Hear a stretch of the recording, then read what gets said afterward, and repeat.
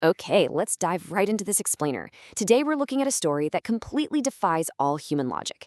We are talking about the miraculous paradox of a literally impenetrable fortress, a massive city sealed shut and unshaken for generations, brought down by an army with no weapons, just a shout. It's an absolutely incredible narrative of a promise fulfilled, and it's driven entirely by faith. But real quick, before we step back in time to the ancient plains of Canaan, I have a brief message for you. Please like, share, and subscribe channel name Emmanuel and handle ID at the Messiah A. Well, if you follow this channel, God will bless you since you are doing his work. All right, let's get right into the history. So, to really grasp the stakes here, you've got to put yourself in the Israelites' shoes at this exact moment. For 40 long years, they had been wandering out in the wilderness. An entire generation had come and gone. Now, under Joshua's leadership, they've just experienced this massive miracle. The Jordan River was parted by the hand of God, letting them cross right over on dry ground.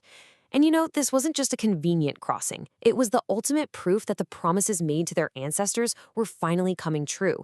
Their feet are actually touching Canaan's soil.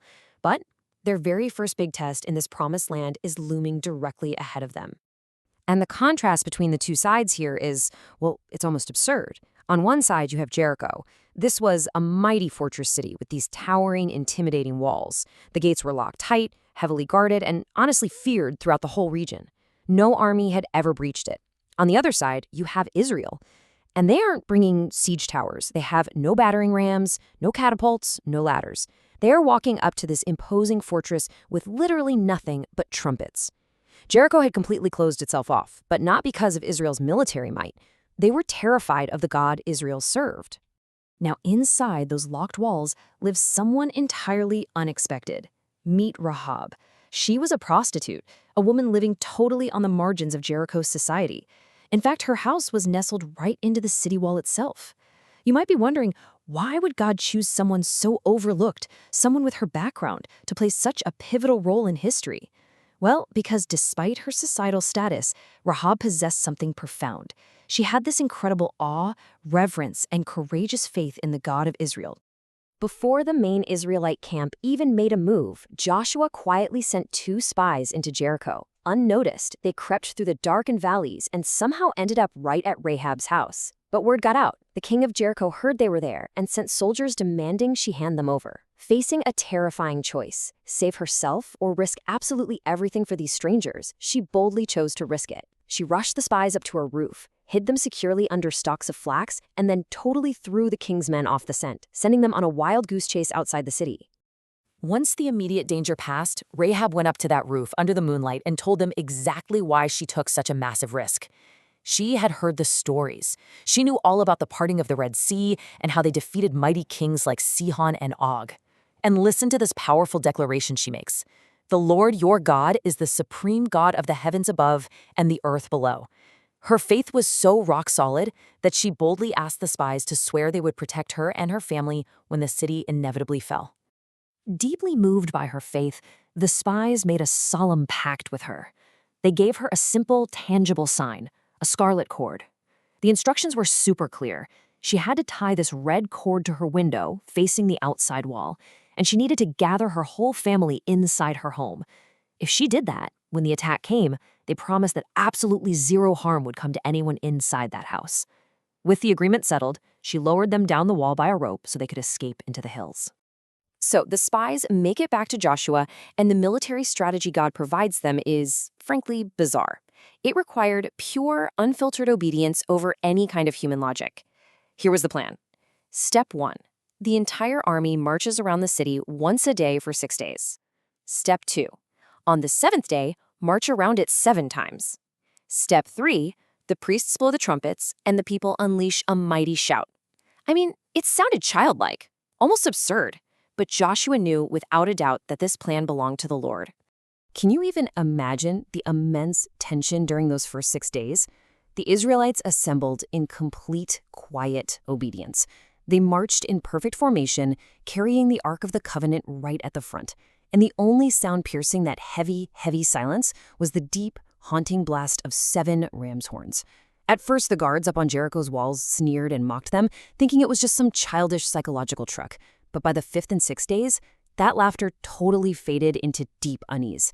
The endless, silent circling changed the whole mood inside the city. Markets emptied out, windows were shuttered, and the soldiers just stood there, stiff with fear. Then came the dawn of the seventh day. As the very first light crept over the horizon, the camp of Israel stirred with this intense, undeniable purpose.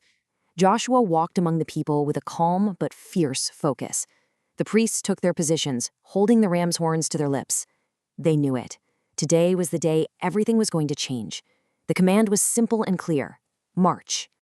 And they marched. Not just once, but 7 full laps around that massive fortress. Think about how exhausting that display of sheer obedience must have been. Up on top of the walls, Jericho's watchmen definitely weren't mocking anymore. They were standing completely frozen, terrified by the unrelenting, silent procession happening right below them.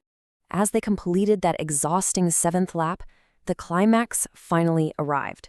The priests raised their horns and blew a thunderous divine blast. That was the ultimate signal.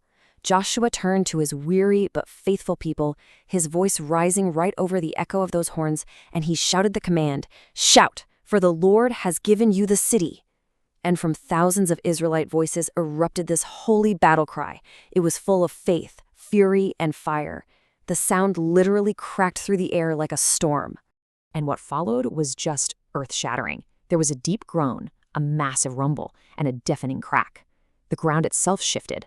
Those incredibly thick, towering walls, the ones built to withstand absolutely any siege, simply buckled inward. They were pressed down as if by the sheer weight of the heavens. Stones burst like splinters, watchtowers crumbled into heaps of dust, and in mere seconds, Jericho's unbreakable defense was nothing more than rubble. The city was completely exposed. But amidst all that total chaos, destruction, and settling dust, the exact precision of God's faithfulness became undeniably clear, because one single section of the wall remained perfectly intact. It was Rahab's home. Inside, she was holding her breath, surrounded by her parents, her siblings, and her relatives. She had obeyed, she had believed, and in that terrifying, earth-shaking moment, she just trusted. Suddenly, 2 figures rushed through the thick dust. It was the exact same spies she had hidden on her roof days earlier. They came to keep their word. They quickly led Rahab and her entire family out of the ruins and into safety. But what is truly beautiful is what happens next. She wasn't just spared, she was welcomed. She was adopted entirely into the people of God. Her past as a marginalized outcast, it no longer defined her. Only her incredible faith did. You see, this victory at Jericho was never just a military win. It was a profound spiritual triumph. It sent a massive shockwave across all of Canaan, signaling to everyone that the God of Israel was truly with his people. If they had tried to take that city using traditional siege methods, they almost certainly would have failed against those walls. But their pure obedience to a plan that seemed entirely foolish, that is what unlocked miraculous power. The victory belonged to God alone. And the long-term impact of Rahab's survival is honestly staggering. Just look at her incredible lineage following this event. This pagan woman, from a condemned city, went on to marry into the tribe of Judah. She had a son named Boaz. Boaz was the father of Obed, who was the father of Jesse, who was the father of King David. Generations later, this exact family line leads directly to Jesus the Messiah. An outcast literally became a direct ancestor to the King of Kings. Now that is amazing. Rahab's story highlights the ultimate theme of redemption. It shines a glaring light on a truth that changes everything. Absolutely no one is beyond God's reach. No past is too dark, and no mistake is too great. She lived right on the edge of society, with a very complicated history, yet God saw beyond who she was and called her into who she could become. Her story whispers hope to anyone today who feels unworthy or forgotten. Which brings us to you. I want to ask you directly. What walls are standing in your life today? Come on, we all face them. Maybe it's a huge wall of fear, a wall of paralyzing doubt, or a wall built from past mistakes. Just like the towering stones of Jericho, these obstacles can seem completely unbreakable, keeping you locked out of exactly where you are meant to be. But the biggest takeaway from this explainer is crystal clear. When faith meets obedience, those walls begin to fall. Our victories over guilt, brokenness, or fear aren't won by our own mights or our own clever strategies. Sometimes we are just asked to step forward without seeing the full picture, to trust way beyond our human understanding. When you do that, When you let God lead the march, the victory comes. I really hope this look at Jericho inspires you to trust the process. Please like, share, and subscribe channel name Emmanuel and handle at the Messiah A. Well, if you follow this channel, God will bless you since you are doing his work. But before you go, I want to leave you with this one final thought. What step of blind faith are you being called to march toward today? Keep learning, and I'll catch you in the next explainer.